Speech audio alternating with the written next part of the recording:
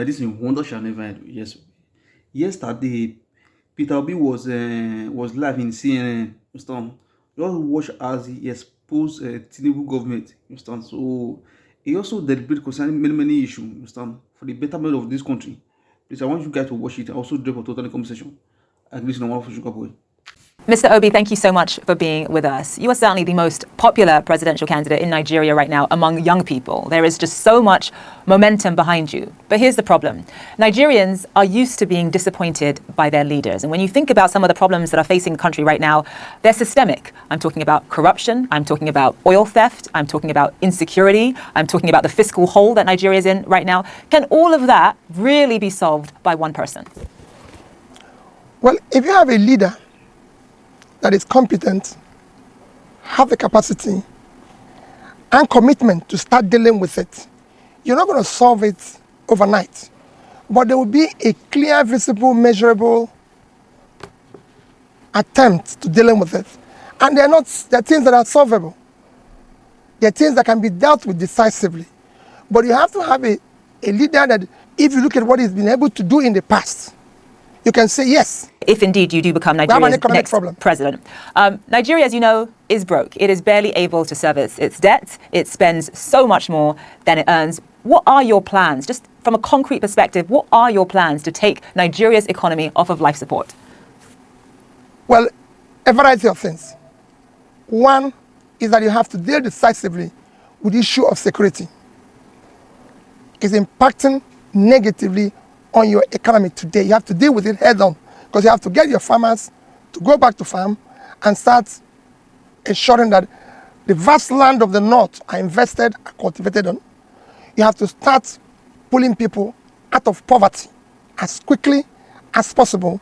You have to reduce aggressively cost of governance and deal with the issue of corruption. Anyone who knows anything about Nigeria knows that it has this embarrassing reputation of, despite the fact that it is Africa's largest oil producer, it imports refined fuel. What is your plan for transforming Nigeria's economy from a consumption economy to a production economy? Let me use the issue of oil, for example. There's no reason why our refineries cannot work.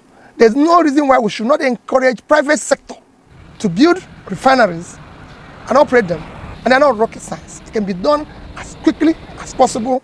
You can use today decide to remove the first subsidy, use the resources to support critical areas of production, from critical infrastructure to education to supporting investment in refinery, which will be, like I said, done within a shortest possible time. A lot of Nigerian presidents have come in and talked about revitalizing the manufacturing sector, investing in refineries, but change, as you know, has been very, very slow.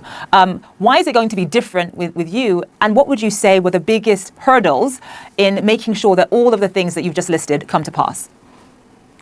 Well, what people need to do is to go and look at what I promised as a state governor when I said I'm going to turn around education, health, pull people out of poverty, bring sanity and civility in governance in Anambra State, whether that happened or not.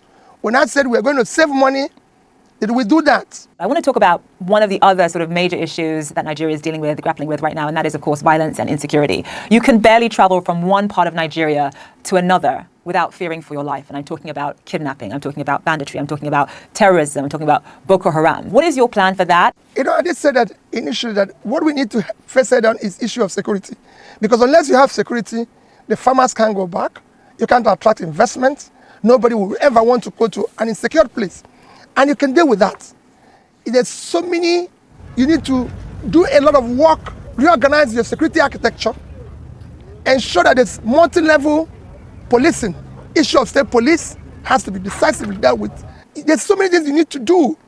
You need to bring in more personnel into the security system, equip them properly, ensure that they are properly motivated to deal with the issue of security, because the need is the most important thing Nigeria needs today. As you know, you and I are both Nigerian, we're both Igbos, we're both from southeastern Nigeria.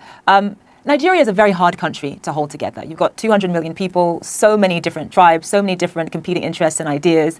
And when you think about the fact that you're from the southeast, how easy is it going to be to rally Nigerians perhaps from the north behind you? That's got to be on your mind. That is what it was yesterday. And that's our problem. Because we have been able to elect people based on ethnicity, religion, my turn, connection, or one form of bias or the other, which brought us to where we are, or structure, which always says structure of criminality. That is what we want to dismantle now and ensure that the next election is based on character, capacity, competence, commitment to do the right thing. Nigeria is now not just in a physical mess, it is at the last stage to collapse. The people in the north don't have a secure place. They don't have good roads. They don't buy bread cheaper than people in the south. So is the people in the south. So all you hear about ethnicity, religion, connection, my turn, is elite conspiracy to keep Nigeria underdeveloped. But now we've reached the edge. We can no longer continue this way. Mr. Obi, thank you so much for joining us on the program. Thank you for having me. Thank you.